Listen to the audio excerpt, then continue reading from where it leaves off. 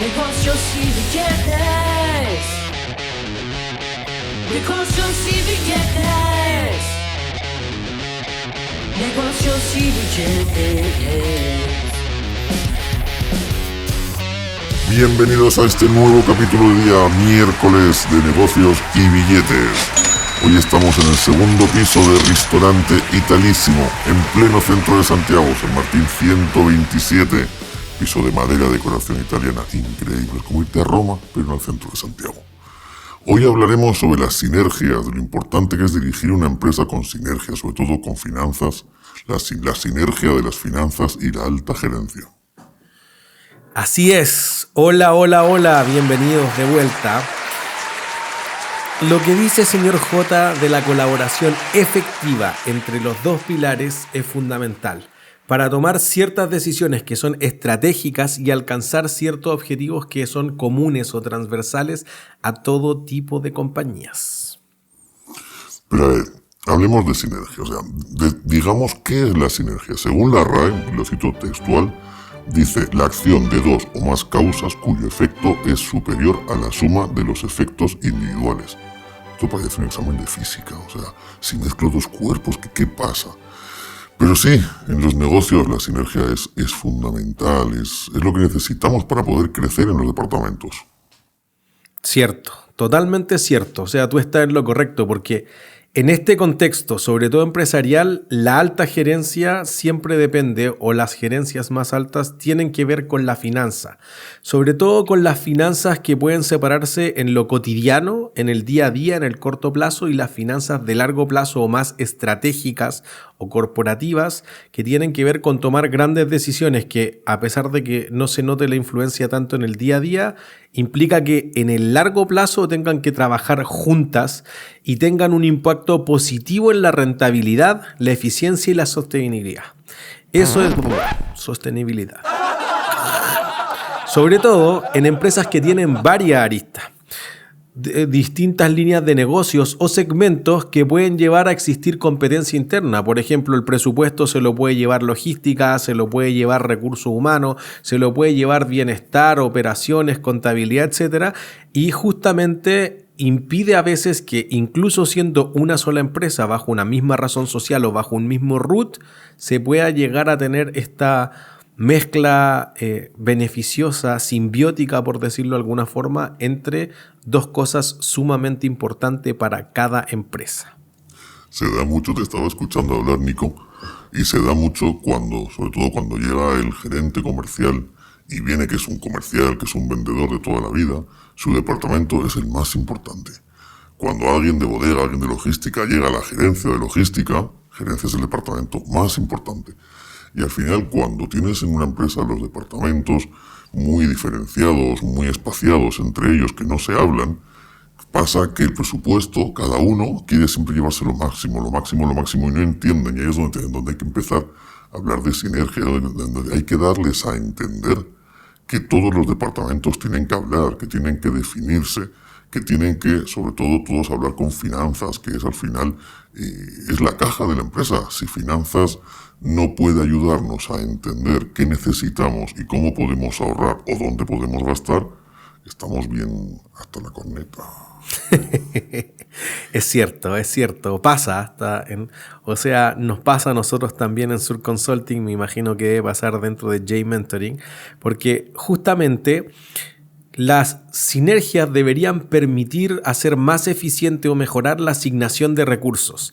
Además, distribuir los riesgos, que es una cosa obvia en las finanzas, la diversificación del riesgo, y sobre todo en empresas que se enfrentan cotidianamente a desafíos, cambiar o mejorar significativamente la adaptabilidad, la flexibilidad que tiene que tener un negocio, que si cada uno defiende su espacio, su fondo, uno dice esto me funciona a mí, así lo he hecho toda la vida, no tengo por qué hacerlo distinto, y si el resto de las áreas tiene que hacer algo, que ellos cambien, no yo.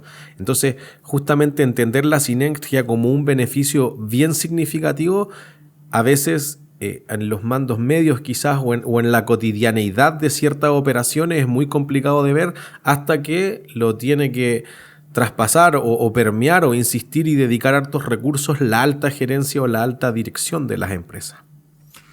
Y ahí entramos a hablar de otro punto que también dedicaremos un podcast, que es el tema de la estrategia, ¿no? Una estrategia interna, principalmente para lograr que exista una sinergia entre departamentos, para lograr lo que tú bien decías, ¿no? Para poder estar informados en todo momento y poder tomar decisiones, como hemos dicho en el anterior y como repetiremos y nos escucharéis hasta la saciedad, que las decisiones se tienen que tomar con data y no con guata. Excelente. Pero para que podamos entender un poquito más, para que nuestros oyentes puedan entenderlo un poquito más, ¿qué caso podríamos graficar a través de las ondas? Un poco difícil, pero nos falta la pizarra, eso que tanto nos gusta a ti y a mí. Además, hoy creo que a cierta persona que tenemos amistad en común, le rayaste no solo la oficina, sino la oficina, la puerta. Tiene un desafío ahí cuando llegue la persona del aseo, porque nos extendimos tanto en ese directorio que rayamos toda la puerta, etcétera, y había cosas que no salían de las ventanas que él dijo que salían. Un saludo a José Miguel. Pero pasando al tema que nos convoca, la gerencia debe evaluar oportunidades. Y las oportunidades tienen que ver con distintas aristas. Tienen que ver con, primero, un monto de inversión que sí o sí van a tener que tener, un lapso de tiempo y capacidad operacional, que sean recursos técnicos, que sean tiempo disponible, que sean permisos, que sean climáticos y de otra índole, que justamente puedan permitir que se ejecute ese tipo de cosas. Y justamente las finanzas analizan los costos, cuánto necesito invertir, cuándo va a producir de flujos de caja, la tasa interna de rentabilidad, el valor presente neto y tantas otras cosas que uno explica en clase, pero eventualmente tomar esas decisiones informadas es sumamente necesario para la expansión. Y si hablamos de expansión, quizás hay algunos casos, lo que tú me preguntabas, bien insigne en Chile, como el caso de la Polar, llegar y robar, llegar y llevar. O LAN, que antes de que se fusionara y se convirtiera en LATAM Airlines, era tremenda empresa. Quizás en tus tierras, Inditex, cómo ha tenido un rendimiento financiero muy por encima de otras empresas de fast fashion como H&M, por ejemplo, o en Chile, cómo ha sido un símil Forus, que normalmente cuando yo hablo de Forus en clase, mis estudiantes quedan como marcando ocupados. Cuando uno habla de Azaleia, de Rockford, de Merrell, de Hush Puppies, normalmente tienden a entender algo más. Entonces, quizás hay algo que contar, por ejemplo, en lo que hace Tricot, que cuando yo digo, oye, es un tremendo retailer, le contaba el otro día a un cliente que se dedica a los zapatos, que su margen final de última línea mejoraba por tener muy pocos gastos de administración y venta. Es una cosa bien significativa porque uno piensa en retailers en Chile, por ejemplo, y piensa que finalmente Ripley, que ha sido la acción más rentable de Chile en el 2024, o Cencosud, que agrupa Jumbo, Santa Isabel, París y Costanera Center, Alto Las Condes o los distintos portales, Falabella o ITES, uno dice, ¿qué diferencia una de la otra? ¿Cuál es la estrategia? Y hay mucho que entrar a picar ahí. A ver. Cuéntame un poco más, porque a ver, el tema de Inditex, si quieres, te puedo contar un poquito lo que conozco y lo que he seguido. Además, es curioso porque, espera que haga memoria, el primo de una polola que yo tuve cuando era bien cabrito, empezó como cajero de Inditex, después fue modelo de Inditex, y los últimos años que yo supe de él estaba haciéndose cargo de Inditex Latam, de toda la apertura. Está hablando igual de hace 23 años atrás. Todo un potente, chaval muy, muy bueno, ¿verdad? Pero a ver, yo llegué a Chile no hace tanto, llegué a Chile como hace 10 años, y sí, o sea, la Polar ya estaba ahí, ya estaba en la mierda, ¿vale? Ya estaba en piso. Es cuando LAN se empezaba a fusionar con TAN, cuando se creó la TAN, o estaba ahí medio fusionándose. Pero, chicos, yo de LAN solo he visto que las acciones caen.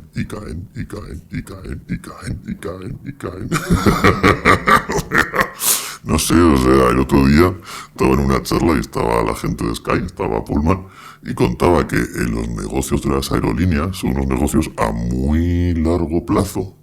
Pero bueno, ¿a qué tan largo plazo? Como las navieras. Si no, pregúntale a Vapores, cuya acción también cayó, hasta que se fusionaron con su matriz Hapag-Lloyd y eso le reportó $1.500 millones de utilidad. Sin contar que habían separado la parte rentable del negocio, que es la de remolque, y la de administración de los puertos, que es la sociedad matriz. S&M. Entonces es una parte significativa, pero claro, cuando uno piensa, quizás tú no alcanzaste a conocer, pero LAN, antes de fusionarse con TAM, valía 11.000 pesos la acción. Pensaba que ibas a decir que en algún momento fue rentable. Fue muy rentable, ¿no? Si es cierto, LAN por sí sola era muy rentable para los accionistas, pero valía 11.000. Hoy en día vale 11. Sin el 1.000. Así tal cual. Y bueno, la Polar, no sé, hay algunos de mis estudiantes que con suerte, no sé, habrán tenido 8 años, 10 años cuando era la Polar, no recuerdan, pero la Polar era una acción que valía 3.000 pesos, no 6 pesos como hoy en día. O Casino Enjoy, o sea, tengo un cerro de empresas que contar hacia adelante, pero yo creo que hay ciertos factores comunes. Por ejemplo, la historia que tú cuentas sobre tu amigo conocido de Inditex, la matriz de Zara, todos conocen mucho más Zara, sobre todo en Chile, en el extranjero Zara Home es más potente como presencia, pero la matriz de Zara, que es un caso de estudio de Harvard, etcétera, y que uno mira, la rotación que tiene es muy muy baja, y creo que en ese caso se da algo distinto a lo que lamentablemente le ocurrió a Falabella. Falabella por mucho tiempo, hasta el 2018, cuando la vieja guardia, por decirlo de alguna forma, se jubilaba, una empresa que valía más de 20.000 millones de dólares en bolsa, que hoy día vale un cuarto de eso, o sea, ha perdido el 75% del market cap, justamente daban la aposta a las nuevas generaciones que habían partido en la zapatería, etcétera, y que se suponía entendían el negocio por todas partes. Al parecer no es así. Ha tenido una diferencia bien significativa en los resultados de ese tiempo y por eso ha caído casi 15.000 millones de dólares o ha perdido eso en valor bursátil. Fuera de que mi estudiante siempre se sorprende, nunca haya tenido pérdidas. O al menos no haya tenido pérdidas globales si es que uno separa el negocio financiero del que tiene Banco Falabella con el resto de los negocios. Algunos negocios sí han tenido pérdidas, lo cual es complejo cuando uno ve Totus, un supermercado que pierda plata es bien extraño porque el negocio es bien estándar. Entonces son cosas que uno dice, la Polar, que hizo muy mal, lo peor que puede hacer cualquier empresa en el mundo, puede ocupar el EBITDA. Y los analistas se basaron tanto en el EBITDA y hasta el EBITDA lo tenían tatuado hasta ese momento, hasta el 9 de junio del 2011, que es cuando la Polar envía el hecho esencial que dice, mira, la mitad de nuestro balance no existe. Y todos como... Ya, pero así tal cual. Yo siempre reduzco el número a que la Polar tenía en el trimestre anterior, al 31 de marzo del 2011, tenía casi 1 billón de pesos en activo, 1 millón de millones, ya 1 trillón en inglés. Es 900.000 y fracción, pero rebuscámoslo a 1 billón. Y la Polar dijo, mira, siento que la mitad de mis cuentas por cobrar, o sea, de mi balance de todos los activos no están. Y uno dice, bueno, ¿cuánto va a caer la acción cuando te diga, oye, la mitad de lo que tenía ahí adentro de tu casa te lo robaron? Ese es el ejemplo. La mitad, dicen mis estudiantes, esos siguen siendo mis estudiantes, pues reprueban el curso, no entienden lo que pasa aquí. Los pasivos no van a bajar en nada y la Polar tenía aproximadamente 700.000 millones de pesos en activos. Por ende, si tú le borras 500 de activo y solo tenías por diferencia, porque primera cosa que tenemos que dejar clara que activos es igual a pasivos más patrimonio. Entonces, si tú tenías 1 billón de pesos en activos y tenías 700.000 en pasivos, 700.000 millones, lo que te queda es el equity o el patrimonio, que es 300.000 millones. Si tú le borras al activo 500.000 millones, ningún banco te va a venir a cobrar menos, ni el BCI, que era el que estaba más involucrado y que le había prestado más plata a la Polar. Entonces te van a cobrar los mismos 700.000, tú tienes solamente 500.000 millones para pagar, por ende tu patrimonio pasa a quedar 200.000 millones hacia atrás. Entonces, evidentemente, al menos en el sentido contable, tú estás quebrado. No tengo plata, es inviable en la empresa y la acción baja a 600 pesos en la bolsa. Se suspende, deja de transarse y luego la reabren 2 semanas después. En ese momento la SBS, la Superintendencia de Valores y Seguros, lo que hoy en día es la Comisión del Mercado Financiero, que es el regulador de Chile, deja de transar para que la gente pueda internalizar toda la información que se envió. Mientras tanto, la Polar había cambiado a los auditores, que eran Price en ese momento, después quedaban con Ernst & Young, hoy en día EY, y estaban tratando de levantar, pero evidentemente el descalabro era tan grande que era imposible de tener eso. Pero si uno se va a algo que es esencial y que se ha tratado de entender mucho más, pero todavía no es tan evidente, si uno mira el flujo de caja, la Polar desde que se abrió a la bolsa, que fue casi una década hasta llegar a ese punto, es casi desde el 2002, solamente un año, y diría por suerte, tuvo un flujo de caja operacional positivo, es decir, que le entró más plata que cobró a los clientes que lo que salió para pagarle a los proveedores, a los colaboradores, los impuestos, etc. Pero el EBITDA siempre fue positivo, lo cual es una estupidez porque no hay una norma contable que le exija a la empresa en el mundo presentar el EBITDA. ¿Qué el EBITDA? Después, cuando la gente comente esto, nos van a decir 10 cosas distintas, porque el EBITDA es una opinión, porque es earnings before interest, taxes, depreciation and amortization. Entonces es earnings y todas las utilidades son una opinión. En español, Utilidades antes de impuestos, intereses, depreciación de los activos fijos o propiedades, planta y equipo, y amortización. Y esa A se refiere a la amortización de los activos intangibles, no de los pasivos. ¿Por qué la considero antes de la depreciación y antes de la amortización? Justamente porque esos cargos son gastos que no salen de caja en tu estado de resultados. Entonces yo digo, si no considerara esto, me debería quedar una buena aproximación de la caja. Ponle todos los sonidos que tengan que venir aquí. Porque eso es una pésima aproximación del flujo de caja. Está lleno de empresas que tienen EBITDA positivo como la Polar y tienen flujos de efectivo constantes. No una opinión, es un hecho. Entró o salió de tu cuenta corriente negativo. Un desastre. Ojalá no ocupen nunca en su vida el EBITDA para tomar ninguna decisión seria porque eso puede salir muy mal. Seguro que en los 80 funcionaba y en los 70 cuando se inventó, pero teniendo un estado de flujos de efectivo que es obligatorio presentar lo que es un hecho, no es una opinión que yo ocupo la política contable A, B o C, sino que entró caja, salió caja y esto es lo que te quedó. Y por el contrario, no todo es negativo, pero el metro, por ejemplo, una empresa que tiene un EBITDA negativo, pero que tiene un flujo de caja operacional positivo. Entonces, eso genera una diferencia significativa. O sea, las utilidades pueden llevarte a distintas decisiones que los flujos de caja o efectivo. tú decías lo peor que hizo la Polar, pero no es porque sean españoles, pero lo mejor que hizo Inditex, no desde mi punto de vista, sino desde muchos papers que se pueden leer, Inditex tiene como política fabricar no más allá de lo que pueden vender. O sea, ellos tienen toda la información de todas las tiendas. Inditex actualmente tiene más de 7.000 tiendas a nivel mundial. O sea, yo creo que se puede que sea la marca más grande a nivel mundial.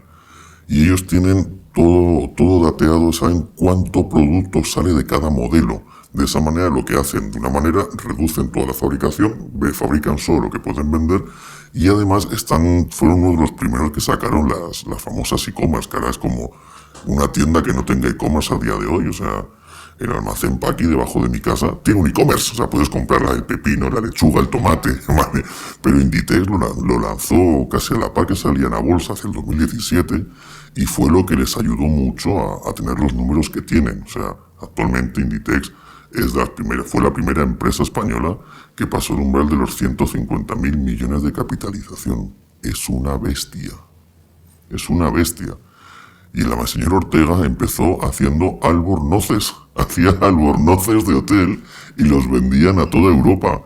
Y él lo que empezó a hacer poco a poco fue entrar en toda la cadena. En la fabricación, en la distribución y después en la venta directa. Entonces, de esa manera pudo crear un imperio como el que tiene ahora. Bueno, es imparable. Inditex a día de hoy es imparable.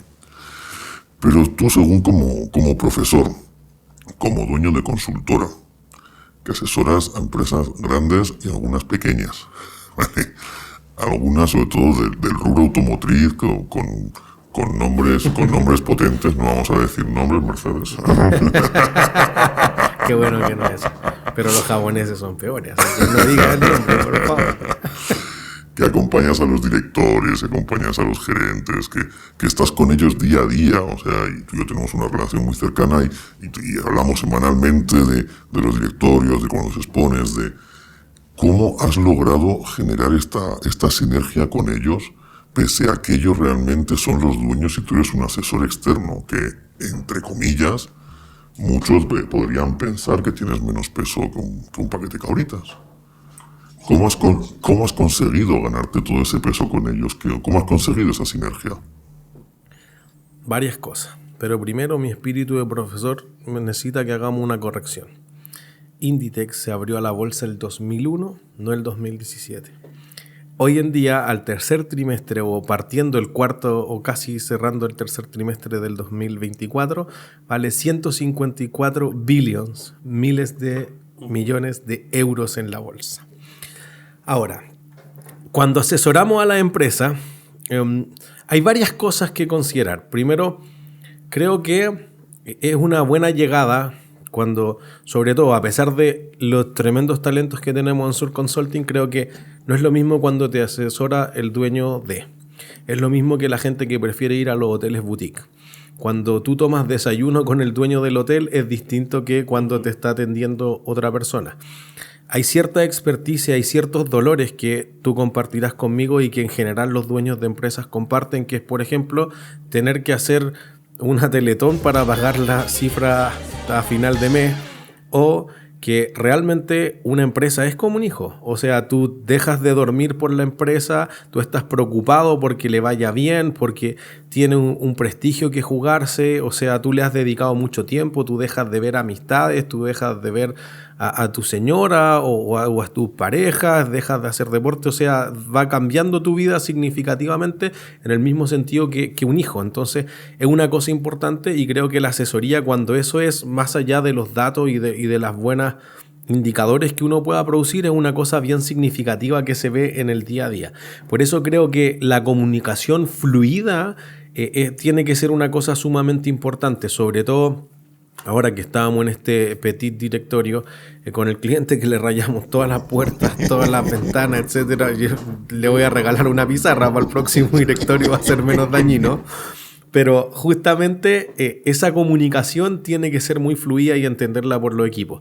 Creo que es ciertamente pero es una habilidad poco replicable realmente, entonces a veces como que me cuestiono si hacerla, pero que hay veces que clientes me hablan a la 1 de la mañana y si yo estoy despierto, y creo que lo mencionaba en el capítulo anterior, puedo comentarle y decirle: oye, Ricardo, sí, mira, pasa esto, es que estaba pensando esta locura. Antes de entrar ahora, uno de nuestros clientes decía: oye, me acaba de ofrecer una empresa muy grande de maquinaria mundial, no sé si al nivel de Inditex, pero debe ser por lo menos un cuarto o un tercio de Inditex, comprarle la empresa en 10 millones de dólares. Y él no vende ni 2,5, o sea, le está pagando una cantidad bien significativa, y él dice: bueno, si me ofrecieron 10, ¿cuánto vale? 20, 25. 30, pero 10 millones de dólares es mucha plata aquí y en cualquier parte. Entonces él justamente viene, sabe, cómo me entiendo, tiene la oferta de su vida. El Seba no tiene ni 35 años, no terminó la universidad seguir trabajando, o sea, meterle duro a su empresa. Y entonces justamente como ese tipo de experiencia en la que dicen: oye, ¿qué deberíamos hacer aquí? ¿Cuáles son los pasos? ¿Qué hay que hacer? ¿Hay que auditarme? Yo le decía: sí, claro, pero con la información financiera que tú nos provees, no es suficiente todo para la auditoría. El paso previo va a ser A, B, C, D, E, F, G, H, como necesitas otro tipo de recursos, etc. Entonces, creo que primero tener esa comunicación es importante para afrontar los desafíos que tienen la alta gerencia, incluso sobre todo en las pymes, que la alta gerencia están ocupados mayoritariamente por las socias y los socios. También creo que tener una agenda conjunta es una cosa sumamente importante, porque probablemente creo que una buena práctica que tenemos en Sur Consulting es hacer capacitación. O sea, estamos orgullosísimos que una parte muy significativa de nuestro equipo tenga un pie o una patita, como decimos acá, en la academia, en la teoría, en el cómo deberían hacerse las cosas, y otra en la práctica, porque a pesar de que hay cosas que en teoría se podrían hacer mejor, en la práctica no se hacen. Pero también creo que la teoría es pura teoría, y al final cuando uno pasa A, B, C y llegan a una empresa y se enfrentan a H, a J, a K, L, M, F, es difícil. Entonces justamente creo que esa combinación entre la academia y la práctica es una cosa importante de hacer capacitación, y nosotros regularmente lo intentamos. Quizás no lo logramos todas las semanas, pero tenemos una capacitación en la que vemos ciertos temas importantes que tienen que ver con clientes. Entonces, además, los estudios dicen que el aprendizaje entre pares es el que logra la mayor efectividad o logra de mejor forma los objetivos de aprendizaje. Por eso yo fomento mucho que los estudiantes se contesten preguntas entre ellos o lo derivo mucho al ayudante porque es alguien que tiene mayor cercanía y es más probable que eso sea significativo. Creo que implementar eso en equipos a cualquier rango es mucho mejor que quizás alguien que sea el experto del área capacite al resto más que sea una instrucción, porque en muchos casos queda la idea, sea en finanzas, sea en operación o sea lo que sea, porque el jefe lo dijo, no porque yo siento que realmente esta sea la estrategia o el camino adecuado para conseguir lo que la empresa espera. Entonces, justamente de gerente a gerente, aunque trabajen en la misma empresa, hay ciertos desafíos de cada área o reto que pueden tener complicaciones con las interferencias que se van creando en el día a día. Has dicho algo que has dicho a estas horas ya se me va la cabeza, la teoría aplicada. Yo me acuerdo cuando yo estaba en el colegio hace algunos añitos atrás, teníamos pretecnología. Pretecnología no era otra cosa que aprender a hacer el famoso esquema unifilar de casa, poner los interruptores, las bombillitas, ¿vale? Pero hacíamos alguna cosa un poco más grande, hacíamos circuitos impresos y demás. Y estaba tecnología y estaba tecnología aplicada. O sea, teníamos una hora de tecnología y una hora de tecnología aplicada donde ponías en práctica todos los conceptos. Saltábamos los plomos de la clase, hacíamos incendios, era todo muy dinámico, ¿no? Todo lo que pasa en el día a día. Y ha dicho otra cosa, es que entre los pares se respondan. Y al final es vital. ¿Por qué? Porque puede ser el gerente, pero el gerente de la empresa puede que tenga 60 años y el directivo que tiene abajo hablando con él tiene 30. Entonces, tienen un desfase generacional que no hablan el mismo idioma. Entonces, es vital que entre ellos se puedan comunicar. Es como si tú pones a un inglés hablando con un alemán. No se van a entender. Necesitas que hablen el mismo idioma. Pero si hablamos de casos de éxito mundiales, de casos de éxito que todos, si bien no conocemos la historia o parte de la historia, todos conocemos la manzanita, todos conocemos iPhone. A pesar de que tú y yo no tengamos iPhone. No, Samsung Forever. Claro que sí, o sea, Apple, pero todos creen, sobre todo los estudiantes que nacieron con el iPod, probablemente fueron engendrados con el iPod. Pero justamente pocos recuerdan o no han visto las dos películas que hay sobre Steve Jobs de cuando Apple quebró el 97, cuando echaron a Steve Jobs de su propia compañía el 91, que uno cree que son cosas que no pasan. Tengo un cliente hace 8 años que todavía tiene demandado a sus socios y justamente a él lo echaron de su propia compañía, le cortaron el sueldo, le cortaron los dividendos y lo están estrangulando hace 8 años. Esas cosas pasan sobre todo en las empresas más pequeñas porque las sociedades que son anónimas pero cerradas o limitadas o sociedad por acción u otra forma societaria más débil que una sociedad anónima abierta, realmente tú estás atrapado a quedarte con los mismos socios y si no te gusta, no hay mucho más que hacer. Entonces, a uno se le olvida en el caso de Apple que justamente tú decías, oye, en el 97 quebré, tuve que ir a pedirle un préstamo a Microsoft, que era su máximo rival durante todos los 80 y los 90, para salvarse. Tuvieron que llamar a Steve Jobs de vuelta y Steve Jobs salvó la compañía con el iPod, que hoy día nadie ocupó el iPod porque todo se fue integrando en el iPhone, pero en ese momento fue lo que salvó. Pero Steve Jobs cortó la política de dividendos durante 15 años y Apple, que es la empresa que después de la de Warren Buffett, Berkshire Hathaway, hoy día el 2024 tiene la mayor acumulación de efectivo en el mundo y que tiene la política más excesivamente grosera, lo cual en este caso es bueno, de pago de dividendos, aún así tuvo sus dificultades. Entonces, ¿cómo llegó a ser Apple lo que fue? Justamente tratando de alinear las cosas que nosotros decimos. Steve Jobs tenía una línea muy clara creativa y es un hecho, no quiero que suene como una opinión, pero el máximo valor de la acción de Apple es hoy en día. No cuando Steve Jobs estuvo vivo. Cuando Tim Cook, el gerente general, hace muchísimos años el CEO en inglés, él tomó las riendas de Apple, justamente el precio empezó a levantar porque Steve Jobs en vida jamás quiso pagar dividendos. Y cuando los accionistas se empezaron a enojar porque Apple acumulaba caja, y tú dices, oye, ¿qué debería hacer esta empresa? Fomentar la creatividad, la innovación y tener ciertas clases de activos estratégicos, que en el sentido contable eso es un activo intangible. Eso es lo que deberían tener las empresas de tecnología. Justamente como no tenían eso, tenían un producto que no le hago prácticamente ningún cambio. Fíjense la diferencia entre el iPhone actual y el iPhone anterior, y aún así todos van a acampar afuera de las tiendas Apple para tener eso. Y eso genera un flujo de caja gigantesco con pocas inversiones que ha pagado, insisto, la política de dividendos más grande en toda la historia de la humanidad hasta el día de hoy, 2024. Pero justamente ese es un caso de éxito, que hay ciertas estrategias que además las estrategias cambian con el tiempo.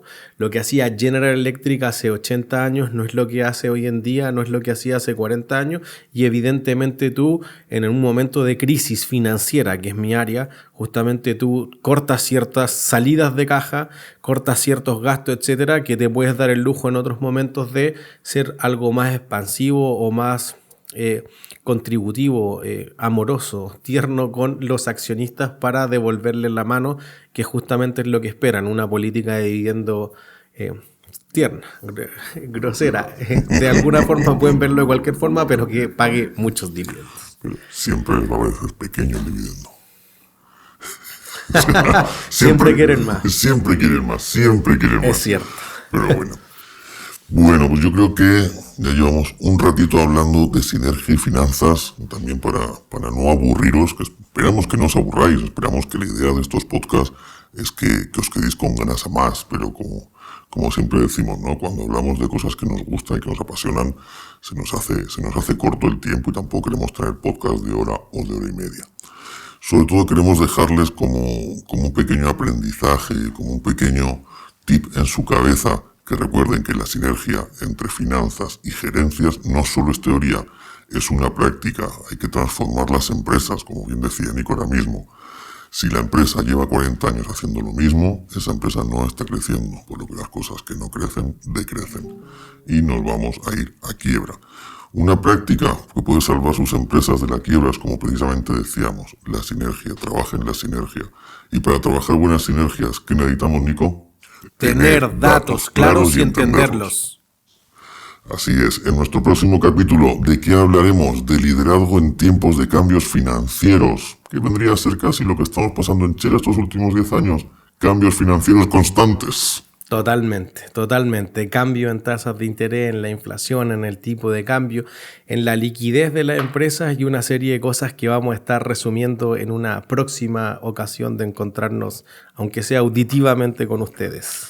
Bueno, pues yo creo que ya es hora de ir pidiendo algo, ¿no? ¿Pedimos algo para comer? Totalmente. Echamos una miradita a la carta. Solo se escuchan los hielos de fondo.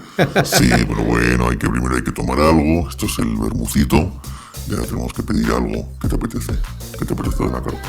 Todo se ve muy bueno. ¿Lasaña? ¿Una lasaña de verduritas? Puede ser. ¿Una lasaña? Perfecto. Gnocchi. Los ñoquis el 27, ¿es el día de los ñoquis? Sí, el 27. Tendremos podcast el 27, hay que ver en qué cae. Pero bueno, lo dicho, nosotros nos quedamos aquí esperando nuestra lasaña. No dejamos otra cosa que mandarles un abrazo, un beso, cariños a todos, a todas. Así es. Gracias, totales.